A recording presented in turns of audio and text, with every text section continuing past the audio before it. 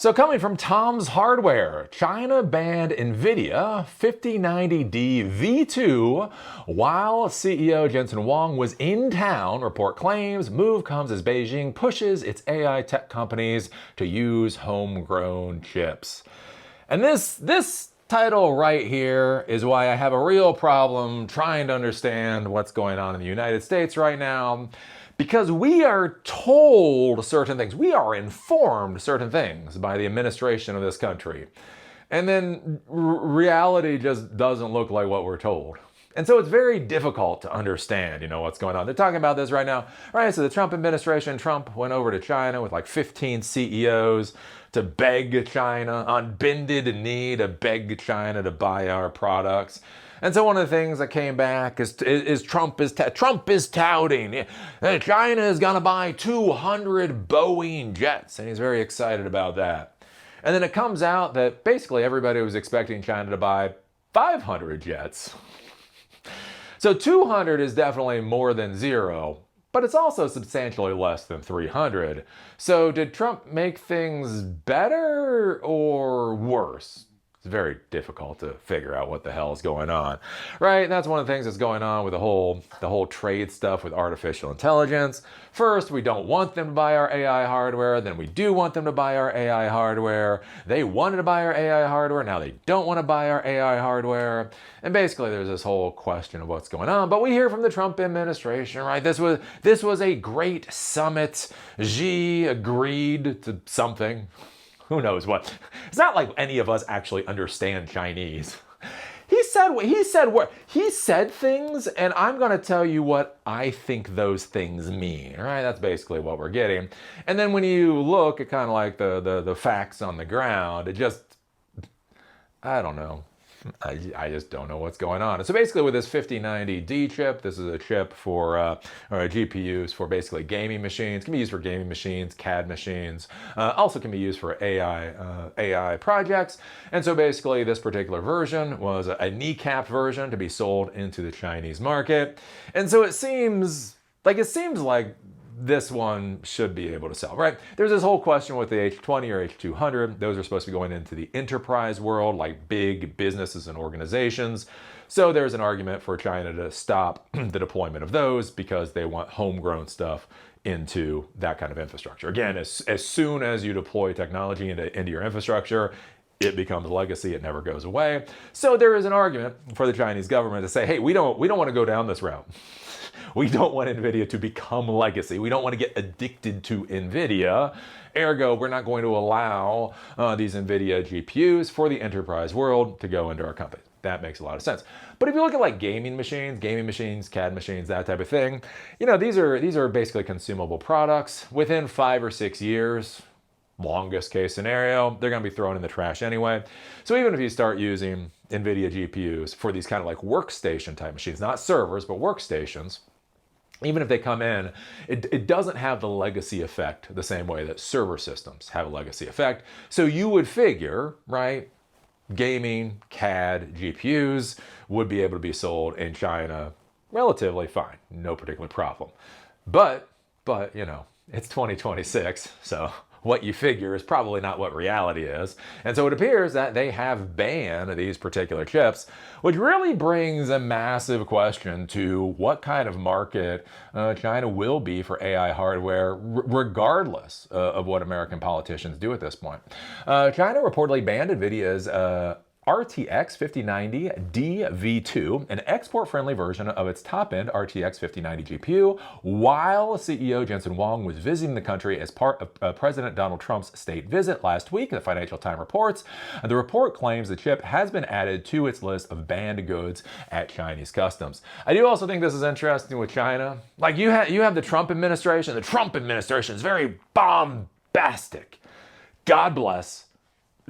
They tell you exactly what's going through their mind.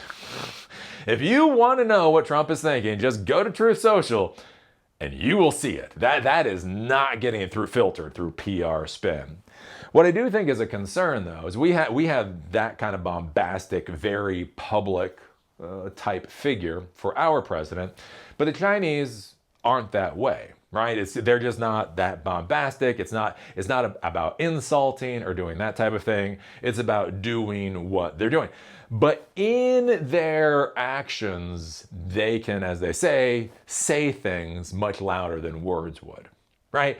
So think about this. The Trump administration goes on bended knee to beg China to buy our stuff, which is what's happening. Trump has failed miserably. Trump is a disgrace to this country. He's a pathetic, sniveling disgrace to this country. Anyway, so he's on his knees, begging the Xi to buy these products. And so Xi agrees. And so Trump is like, yeah. But again, then you start, right, at the exact same time, Trump is like, yeah, that was a successful summit or whatever else. At the exact same time, they're putting through policy to restrict the ability to purchase our equipment in the country. And that is where I think there's going to be much more of a disconnect, where the Trump administration is going to say things very loudly. And this is my whole concern with this whole, what China's just going to do. Now, they may be very, very pointed in their scheduling of the actions, right? They're going to do this action anyway. They're going to ban this chip regardless. But, should they ban it last week? Should they ban it 5 weeks from now? Hey, let's ban it exactly at the time Trump is in town. That sends a message right there. Let's see. Financial Times cites a document confirming the chip was added to the list, as well as 2 people with knowledge of the matter, stating the card was added to the list on Friday, May 15th. The Nvidia RTX 5090 V2 is a version of the company's top-of-the-line gaming GPU, designed to comply with UX export controls. This graphics card, which has less VRAM and lower bandwidth compared to the vanilla 5090, is designed for Chinese gamers and 3D artists. However, AI developers have also been taking advantage of this relatively powerful GPU, especially as they've been cut off from Nvidia's more potent Blackwell-powered AI GPUs. China's alleged move to ban the RTX 5090 DV2 while Trump and Jensen were still in town, paired with the continuing restrictions on H200s, may be Beijing's signal to the US that it does not need its defanged AI chips. Yeah. It might be a signal to the US that they don't need our defanged AI chips, or really our AI chips at all. But, wow. Are we winning yet? I'm tired. If we call this winning, then I'm tired of winning. I just don't feel like this is winning though. So yeah, it'll be curious to see how this flushes out and moves going into the future. Basically, as China starts banning more and more things, when they start looking at the progress that they've made, right? I talked about this before. Alibaba has created the entire AI stack, from the models to the processors to the nodes to everything else. They own 5 layers of the stack. So even if their stack, let's just say, even if their stack is 2 years behind Nvidia, not saying it is, but let's just say it is. At what point does it make more sense for China to deploy and implement a stack that it owns and it controls versus a stack that theoretically might be technically better? And I think that's where they're going to go in the future. And again, that's why I think we're screwed. It's interesting right now with Anthropic. So Anthropic is doing better than OpenAI. So OpenAI is now valued at $850 billion, and Anthropic is valued at $900 billion, which is all kinds of stupid. But I've been doing a couple of videos about that type of thing. And one of the things I want you to be thinking about is this whole concept of the fallacy of the first mover advantage, right? The idea of that whoever moves into a market first will win the entire market. And so we're seeing that with Anthropic and OpenAI. Now, I'm surprised, right? I just always figured OpenAI's market that they were going after was much vaster, much larger than what Anthropic was going after, right? So Anthropic is going after a pretty niche market in the AI world, basically going after coders, systems, workflows, that type of thing, whereas OpenAI was going after everybody. So it made sense, kind of like with the difference between Lyft and Uber, right? Lyft is an American ride-sharing company, where Uber is a global ride-sharing company with Uber Eats and all that kind of stuff. And so when you look at Lyft's valuation being significantly smaller than Uber's valuation. It makes sense because one market is much bigger than the other market. So when I looked at Anthropic versus OpenAI, I always figured that Anthropic would be smaller than OpenAI just because I thought they were going after a smaller market. But what turns out, how it turns out with this whole AI thing is that the real value proposition for AI is things like coding and workflow and this professional work and that type of thing, and trying to go after the entire market just actually isn't that valuable. And so Anthropic is now valued at more than OpenAI is.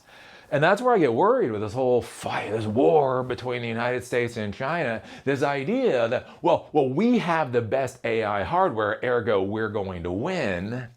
And you just start looking at China just moving up the food chain of artificial intelligence.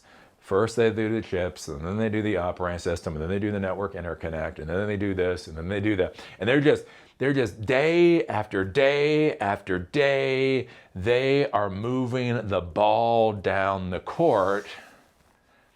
And it just seems at the end of the day, they're gonna be the Anthropic in this situation. They're gonna be the Anthropic with a business that at least makes sense. Whether or not it should be valued at what it is, at least the business makes sense. And we're going to be left with OpenAI, which is basically just a disaster. Anyways, those are my thoughts. What do you think about this? What do you think about China literally banning an Nvidia GPU while Trump and Jensen Huang were in town? Do you think the scheduling of that event was a bit louder message than anything Trump could scream on Truth Social? Oh, Lordy. If you like these episodes and you want them on Spotify or on Apple Podcasts, there are links down in the doobly-doo. Also, if you want to follow me on LinkedIn, there's a link for that too. With that, see y'all later.